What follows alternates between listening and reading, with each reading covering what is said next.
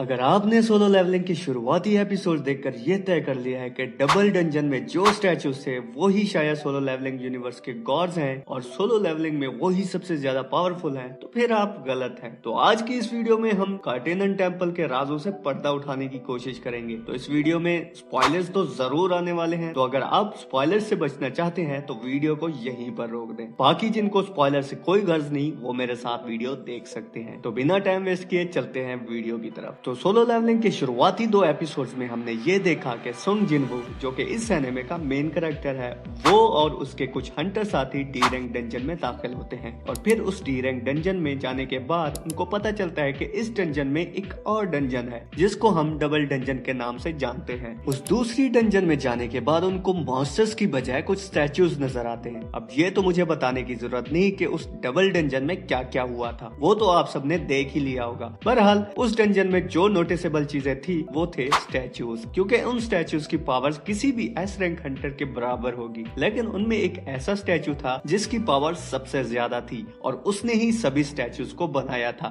शायद आप सोच रहे होंगे कि वो बड़ा सा स्टैचू जिसके सामने सभी हंटर्स झुक गए थे वो ही सबसे ज्यादा पावरफुल होगा, तो जवाब है नहीं। शुरुआत में आपको याद होगा कि एक ऐसे स्टैचू को दिखाया गया था जिसके हाथ में एक तख्ती होती है जिस पर कार्टेनियन टेम्पल के रूल लिखे होते हैं, and you would not believe कि वो ही इन सबसे ज्यादा पावरफुल स्टैचू है और उसने ही बाकी स्टैचूज को बनाया है। तो इस स्टैचू को हम नाम दे देते हैं मेन स्टैचू का। तो मेन स्टैचू ये सारा कुछ क्यों बनाता है?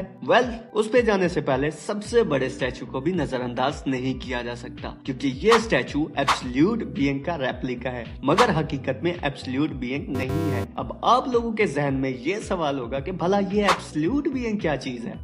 Absolute being Solo Leveling universe का क्रिएटर है जिसने इस पूरी दुनिया को बनाया है और उसके पास इन्फिनाइट पावर्स है, या यूं कह लो थी, क्योंकि वो अब इस यूनिवर्स में नहीं रहा। खैर, एब्सोल्यूट बीइंग पे किसी और वीडियो में बात करेंगे, क्योंकि इस वीडियो में हम सिर्फ डबल डंजन पर ही फोकस करेंगे। तो ये बड़ा स्टैचू एब्सोल्यूट बीइंग से मिलता जुलता तो जरूर है, लेकिन इसकी पावर्स एब्सोल्यूट बीइंग की पावर से बहुत कम है। तो अब आ जाते हैं अपने मेन स्टैचू की तरफ। तो बेसिकली मेन स्टैचू ने ये सारा कुछ इसलिए बनाया है ताकि वो एक ऐसा बंदा ढूंढ सके जो ऐशबॉर्न की पावर्स को इनहेरिट कर सके। तो अब आपके जहन में ये सवाल भी जरूर होगा कि ये ऐशबॉर्न कहां से आ गया और ये है कौन? तो बेसिकली ऐशबॉर्न एक मोनार्क है और मोनार्क्स इस सोलो लेवलिंग यूनिवर्स का एक अहम पार्ट है और इस यूनिवर्स में बहुत सारे मोनार्क्स मौजूद हैं और आगे चल के यही मोनार्क्स विलन्स बनने वाले हैं और इन मोनार्क्स को भी एब्सोल्यूट बीइंग ने ही बनाया है। खैर, मोनार्क्स के बारे में हम किसी और वीडियो में बात करेंगे। तो वापस हम अपने टॉपिक पे आते हैं। तो ऐशबॉर्न एक मोनार्क ऑफ शैडो है और इसके पास एक ऐसी पावर है जिसकी मदद से ये मरे हुए मॉन्स्टर्स और ह्यूमन को शैडो में तब्दील करके अपनी एक आर्मी खड़ी कर सकता है। तो ऐशबॉर्न को एक ऐसा बंदा चाहिए होता है जो उसकी पावर्स को इनहेरिट कर सके। तो इस हवाले से मेन स्टैचू जो कि एक आर्किटेक्ट है वो ऐशबॉर्न के पास आता है और उसे कहता है कि वो एक सिस्टम बनाएगा जो उसे एक ऐसा बंदा ढूंढ के देगा जो ऐशबॉर्न की पावर्स को इनहेरिट कर सके। तो इस हवाले से मेन स्टैचू यानी कि आर्किटेक्ट ये पूरा सिस्टम बनाता है ताकि वो एक ऐसा पावरफुल इंसान ढूंढ सके